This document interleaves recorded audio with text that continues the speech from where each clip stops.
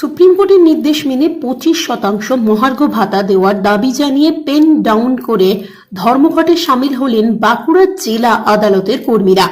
বুধবার সকাল থেকে আদালত চত্বরে হাজির হয়ে নিজেদের দাবির সমর্থনে ধর্মঘটে সামিল হয়ে স্লোগান দিতে থাকেন তারা।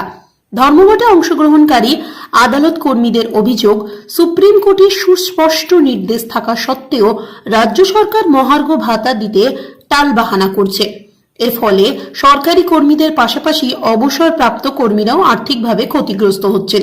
এর বিরুদ্ধেও দাবি আদায়ের লক্ষ্যে আজ তারা পেন ডাউন করে আন্দোলনে নেমেছেন বলে তারা জানান।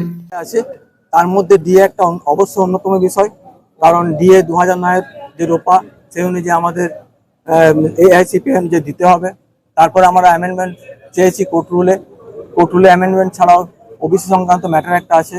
এছাড়া আরও বিভিন্ন বিষয় নিয়ে আছে, যেমন লিভ ডিসপ্যারিটি আছে, ডিএর যে প্রতিদিন মানে যে সরকারের কি বলবো, এই যে বেড়ে যাচ্ছে আমাদের হারের সাথে বৈষম্যটা, কেন্দ্র সরকারের হারের সাথে বৈষম্য, এটা যাতে একটু কমানো যায় সেই বিষয়গুলো আমাদের সরকারের কাছে বার্তা পৌঁছে দেওয়ার বিষয়।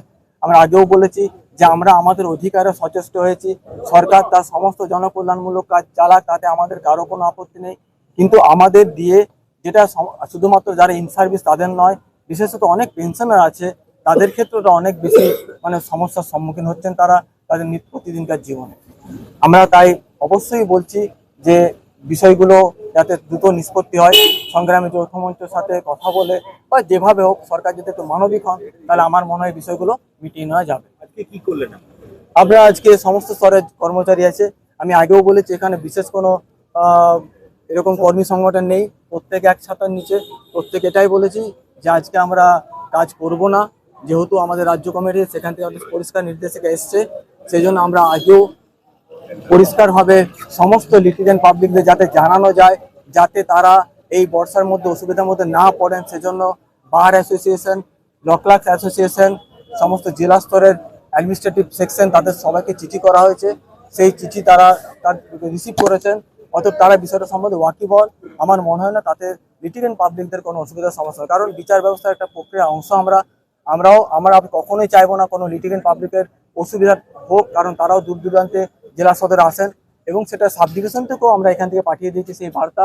সাব ডিভিশনগুলোতেও ওখানকার স্থানীয় যে বার অ্যাসোসিয়েশন, ওখানকার স্থানীয় যে ল ক্লার্ক অ্যাসোসিয়েশন, তাদেরকেও চিঠি করা হয়।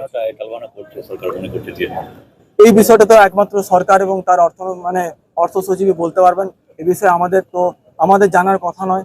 আমরা তো বারবার করে বলেছি যে আমাদের যেটা বলতে পারেন এটা একটা অধিকার সুনিশ্চিত করার বিষয়, সেই অধিকার যাতে খর্ব না হয় সেটা আমরা সরকারের কাছে অবশ্যই আন্দোলন। আমি আগেও বলেছি আন্দোলন আমাদের আগেও 2023 এটা হয়েছে, কর্মবিরতি হয়েছে।